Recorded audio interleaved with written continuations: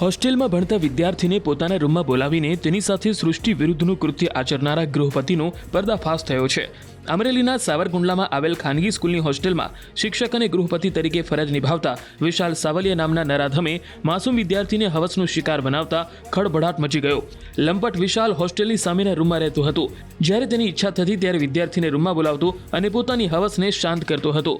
5 ફેબ્રુઆરીએ પણ તેણે વિદ્યાર્થીને રૂમમાં બોલાવ્યો અને દુષ્કૃત્ય આચર્યું, જેના કારણે વિદ્યાર્થીને પાછળના ભાગે અસહ્ય દુખાવો થવા લાગ્યો। આ દરમિયાન બીજા અને ત્રીજા દિવસે પરિવારજનો નાસ્તો આપવા માટે આવ્યા। પરિવારે જોયું તો વિદ્યાર્થીને તાવ આવતો હતો। આથી તરત જ વિદ્યાર્થીને હોસ્ટેલમાંથી ઘરે લઈ જવા રવાના થયા। રસ્તામાં વચ્ચે વિદ્યાર્થીએ પોતાની આપવીતી વર્ણવતા વાલીના પગ તળેથી જમીન સરકી ગઈ।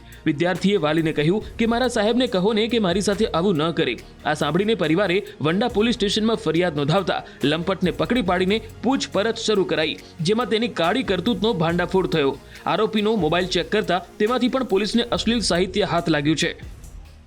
અમને એક ફરિયાદ મળી હતી અને તે ફરિયાદમાં ત્યાં ભણતા એક આશરે 12 વર્ષની બાળકે અને એના માતા પિતાએ એવી એક ફરિયાદ લખાયેલી છે, જેમાં ત્યાં સ્કૂલમાં જે એક રેક્ટર છે, હોસ્ટેલના વોર્ડન છે, એના તરફથી એ બાળક ઉપર દુષ્કર્મ આચરેલાનું તેમજ સૃષ્ટિ વિરુદ્ધનું કૃત્ય કરેલી હકીકત જાણવા મળેલ હતી।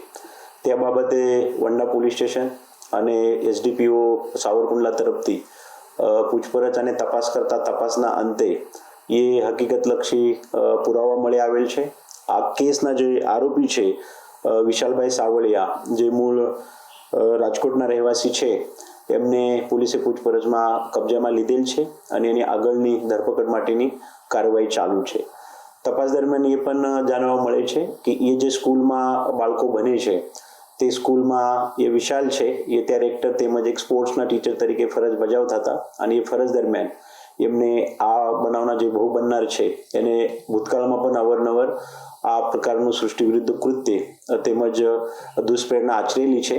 અને એ જે બાળક છે એ બાળક કોઈના પાસે જઈને ફરિયાદ નહીં કરે, એને માતા પિતાને એ કહે નહીં, તે માટે પણ એમના તરફથી એમને ધાકધમકી આપવામાં આવેલ હતી।